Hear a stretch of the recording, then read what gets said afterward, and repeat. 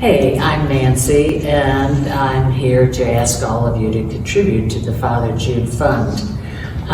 Many of you watching have spent Sundays or perhaps another day of the week celebrating your beliefs.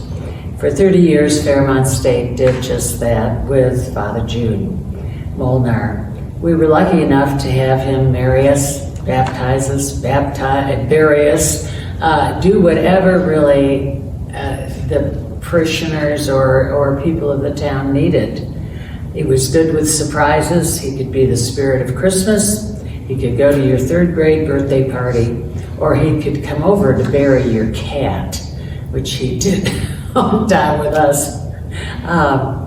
When you put this in writing, it certainly doesn't seem very amazing, but Jude was in so many ways.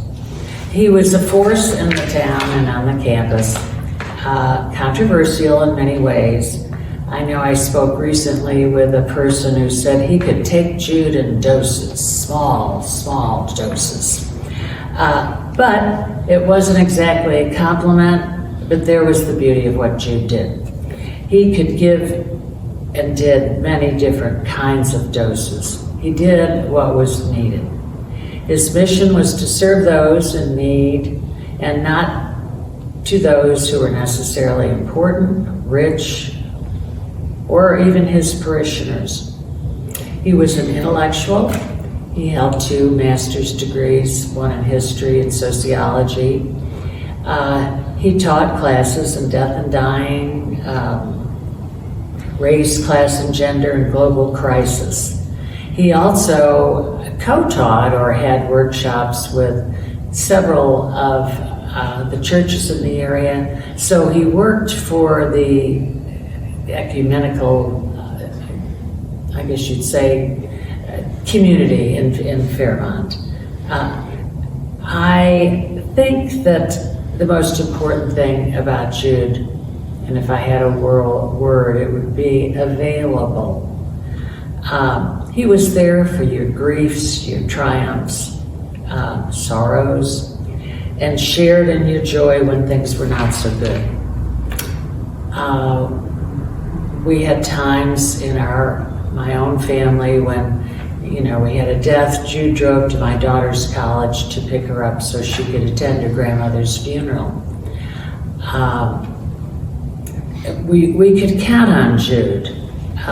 He gave out big things, and sometimes it was just a cup of coffee to go up the hill with.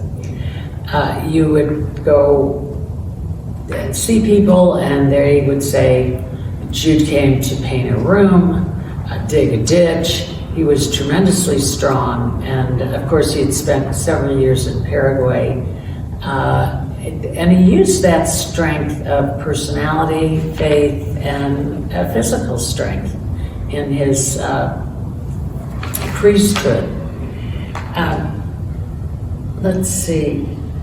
Jude also did things that were amazingly sensitive. He would find students in need, and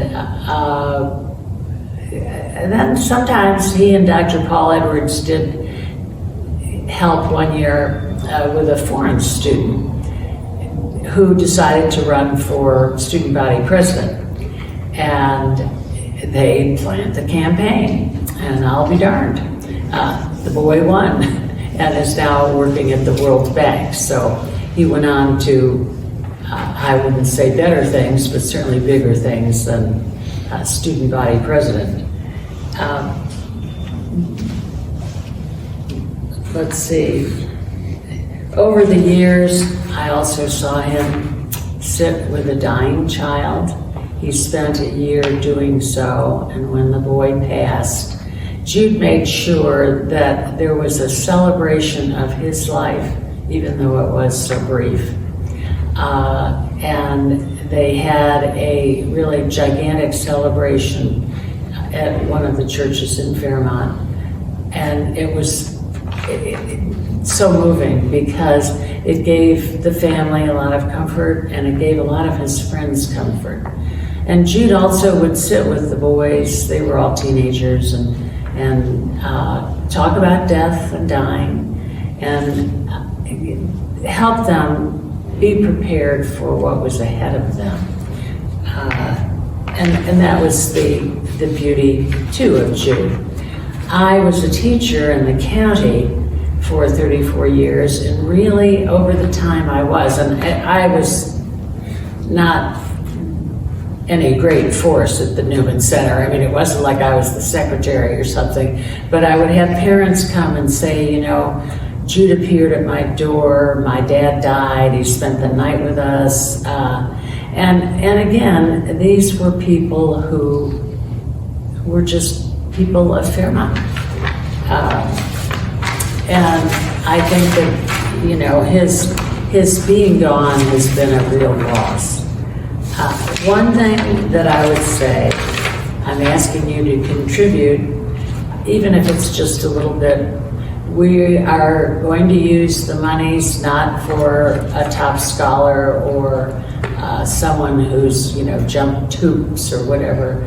We're doing it just the way Jude did, somebody in need.